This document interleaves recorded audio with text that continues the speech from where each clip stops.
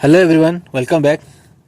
इस वीडियो उन लोगों के लिए है जो डॉट नेट पढ़ने में इंटरेस्ट रखता है, जो सॉफ्टवेयर डेवलपमेंट और वेबसाइट डेवलपमेंट में इंटरेस्ट रखता है। तो इस वीडियो उनके लिए मैं यहाँ पर एक प्लेलिस्ट बना कर रखा हूँ जहाँ पर मैं डॉट नेट रिलेटेड सभी वीडियो अपलोड करूँगा।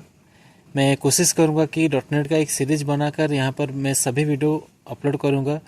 और जो लोग डॉट नेट सीखना चाहते हैं तो इस चैनल से जुड़े रहिए, इस चैनल को सब्सक्राइब कीजिए ताकि मैं हर वीडियो डॉट नेट के रिलेटेड यहाँ पर मैं अपलोड करूँगा और आप सीख सकते हैं।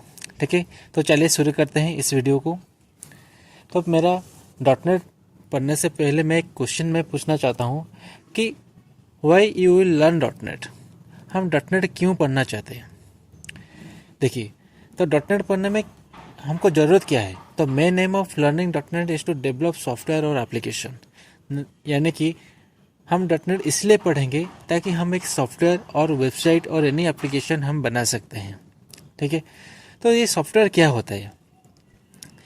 सॉफ्टवेयर एक पैकेज होता है जो कि एक कॉम्बिनेशन ऑफ प्रोग्राम्स होते हैं। ठीक है, combination of programs is known as a software और उसको हम बोलते हैं कि पैकेज। तो सॉफ्टवेयर दो टाइप के होते हैं, एक स्टैंडअलोन सॉफ्टवेयर और एक वेब बेस्ड सॉफ्टवेयर। ठीक है, तो ये स्टैंडअलोन और वेब बेस्ड सॉफ्टवेयर क्या होते हैं?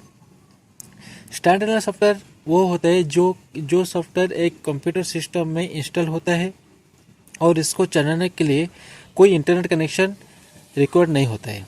ठीक है, यानी कि हम एक सॉफ्टवेयर को एक कंप्यूटर सिस्टम में इंस्टॉल कर दिया और उसी सिस्टम में उस सॉफ्टवेयर को हम यूज़ कर सकते हैं और इसके लिए इंटरनेट कनेक्शन नहीं चाहिए।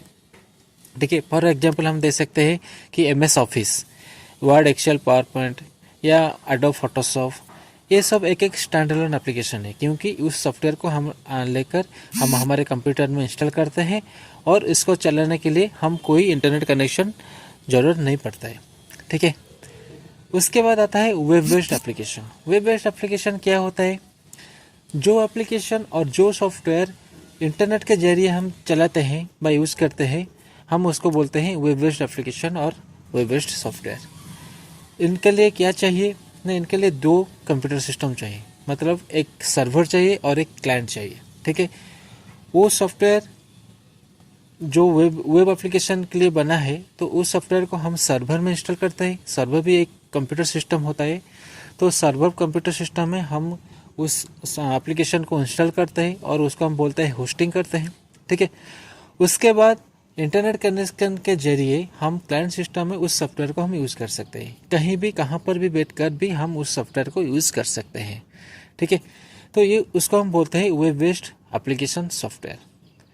तो क्लियर हुआ डॉट नेट क्या क्यों हम पढ़ेंगे? ना डॉट नेट पढ़ेंगे हम सॉफ्टवेयर और एनी एप्लीकेशन को डेवलप करने के लिए। तो सॉफ्टवेयर क्या होता है? ना सॉफ्टवेयर इज ए पैकेज और कॉम्बिनेशन ऑफ प्रोग्राम्स होता है। सॉफ्टवेयर दो टाइप के होता है, स्टैंडअलोन एप्लीकेशन होता है और एक वेब बेस्ड एप्लीकेशन होता है। स्टैंडअलोन एप्लीकेशन क्या होता है? जो एप्लीकेशन कंप्यूटर में एक ही कंप्यूटर हम इंस्टॉल करते हैं और उसी कंप्यूटर में हम यूज़ कर सकते हैं बिना इंटरनेट कनेक्शन यूज़ करके। और वेब बेस्ड एप्लीकेशन क्या होता है ना, इसके लिए हम दो कंप्यूटर चाहिए, एक सर्वर और एक क्लाइंट। सर्वर में हम सॉफ्टवेयर को इंस्टॉल करेंगे और क्लाइंट सिस्टम में हम उसको यूज़ करेंगे थ्रू द इंटरनेट कनेक्शन। ठीक है, उसके बाद आता है व्हाट इज सॉफ्टवेयर प्रोजेक्ट। देखिए, जब हम डॉट नेट कंप्लीट करने के बाद अगर कोई सॉफ्टवेयर कंपनी में जॉब करने के लिए जाएंगे तो क्या होगा ना, वहाँ पर आपको एक सॉफ्टवेयर प्रोजेक्ट दिया जाएगा वो प्रोजेक्ट को काम करने के लिए। तो ये सॉफ्टवेयर प्रोजेक्ट क्या होता है? Software project is a procedure to develop a software. ये एक प्रोसीजर होता है, उसको हम यूज़ करके हम एक सॉफ्टवेयर और एनी एप्लीकेशन को हम डेवलप कर सकते हैं। Every software has two parts, that is front end and back and. ये क्या होता है? एनी टाइप ऑफ सॉफ्टवेयर, या आप स्टैंडअलोन बोल दो या आप वेब बेस्ड भी सॉफ्टवेयर हम बोल सकते हो। तो कोई भी सॉफ्टवेयर हो, इसके दो पार्ट होता है, एक फ्रंट एंड पार्ट होता है और एक बैक एंड पार्ट होता है। तो फ्रंट एंड और बैक एंड क्या होता है ना? देखिए, जो सॉफ्टवेयर आप यूज़ करते हो, ये सॉफ्टवेयर स्टैंडअलोन हो या वेब बेस्ड एप्लीकेशन हो, जो सॉफ्टवेयर आप यूज़ करते हो, जो स्क्रीन में आप देखते हो, जिसका इंटरफेस आप देख सकते हो, वो है फ्रंट एंड। जिसका इंटरफेस मतलब उसका जो लुक एंड फील और अफेयरेंस को हम बोलते हैं फ्रंट एंड। ठीक है, और जिनको आप नहीं देख सकते हो, लेकिन वो सिस्टम के बिहाइंड मतलब पीछे यूज़ किया जाता है, जहाँ पर डाटा स्टोर होता है, वो होता है बैक एंड। ठीक है, तो फ्रंट एंड और एक बैक एंड, तो इन दोनों पार्ट को डेवलप करने के लिए दो डिफरेंट टेक्नोलॉजी चाहिए। फ्रंट एंड को डेवलप करने के लिए कुछ टेक्नोलॉजी चाहिए, जैसे कि .NET, जावा, PHP, पाइथन, जावास्क्रिप्ट। इस तरह से हम फ्रंट एंड को डेवलप करने के लिए हम इस टेक्नोलॉजी को यूज़ करते हैं। तो बैकएंड क्या होता है ना, बैकएंड होता है कि डाटाबेस जहाँ पर डाटा जाकर स्टोर होता है। हम कोई भी डाटा हम सेव करते हैं। मान लो एक सपोज हम एक एग्जांपल लिख सकते हैं कि अब जब हम फेसबुक अकाउंट क्रिएट करते हैं तो फेसबुक में जाकर हम कुछ डाटा भरते हैं। कुछ डाटा भरने के बाद यहाँ पर मैं अब सबमिट बटन क्लिक करते हैं, तो आपका डाटा जाकर जो डाटाबेस में स्टोर होता है वो डाटाबेस सर्वर में होता है। ठीक है, तो उस डाटाबेस को हम बोलते हैं बैकएंड।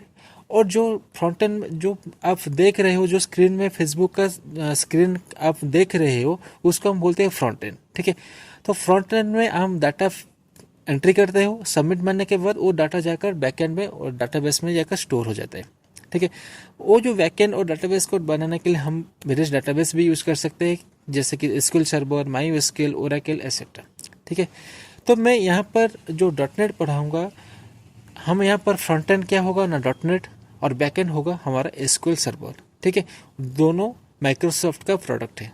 .NET भी माइक्रोसॉफ्ट का प्रोडक्ट है, और बैक एंड जो एसक्यूएल सर्वर हम यूज करेंगे वो भी माइक्रोसॉफ्ट का प्रोडक्ट है, इसलिए .NET और एसक्यूएल सर्वर कंफर्टेबल होता है।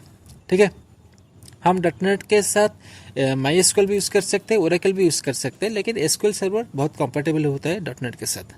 ठीक है, समझ रहे होगे अब फ्रंट एंड क्या होता है, बैक एंड क्या होता है। हाँ, और एक चीज़ है, जब हम वेबसाइट डेवलप करते हैं, एक वेबसाइट डेवलपमेंट होता है और एक वेबसाइट डिजाइन होता है। ये भी क्लियर कर देता हूँ, वेबसाइट डिजाइन क्या होता है, एक वेबसाइट डेवलपमेंट क्या होता है। वेबसाइट डिजाइन मतलब आप एक इंटरफेस जो देखते हो, वो डिजाइन जो इसका जो इमेज होता आता है, बैनर आता है, टेक्स्ट कुछ आता है, ये सब एक डिजाइन होता है। हम वेबसाइट को डिजाइन करते हैं।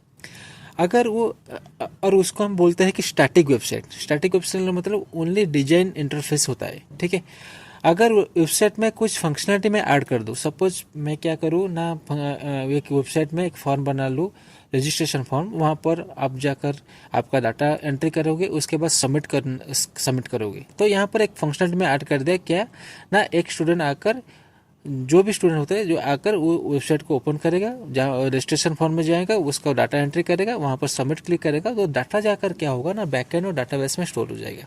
तो इसको हम बोलते हैं वेब डेवलपमेंट। अगर कोई वेब डेवलपमेंट जो बोलते हैं हमको, उसको बोलते हैं डायनामिक वेबसाइट, और जिनका कोई फंक्शनलिटी नहीं होता है, सिर्फ स्क्रीन होता है, जिनका अफेयरेंस होता है, लुक एंड फील होता है, जिनका डिजाइन नहीं होता है, उसको हम बोलते हैं वेब डिजाइनिंग, और उसको हम बोलते हैं स्टैटिक वेबसाइट। उनका कोई बैकएंड नहीं होता है, उसका ओनली फ्रंट एंड होता है। तो जो फ्रंट एंड होता है, जो वेबसाइट डिजाइन ओनली करेंगे, तो यहाँ पर हम कोई .NET की, कोई जावा, कोई PHP, पाइथन कुछ भी नहीं यूज़ करने वाला है।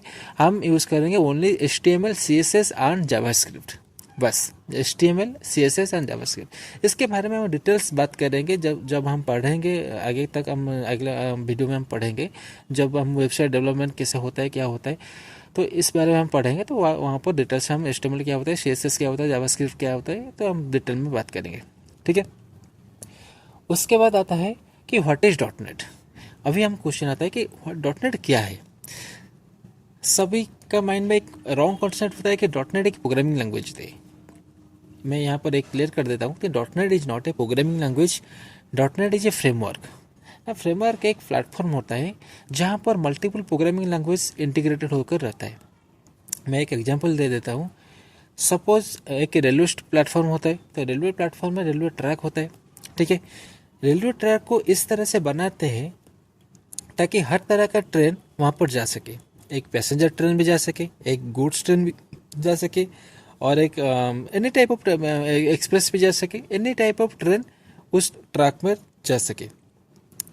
तो इसको हम बोलते हैं प्लेटफॉर्म। इस तरह से .NET जो फ्रेमवर्क होता है, तो फ्रेमवर्क को भी हम बोलते हैं प्लेटफॉर्म, जहाँ पर कुछ रूल्स एंड रेगुलेशंस होता है।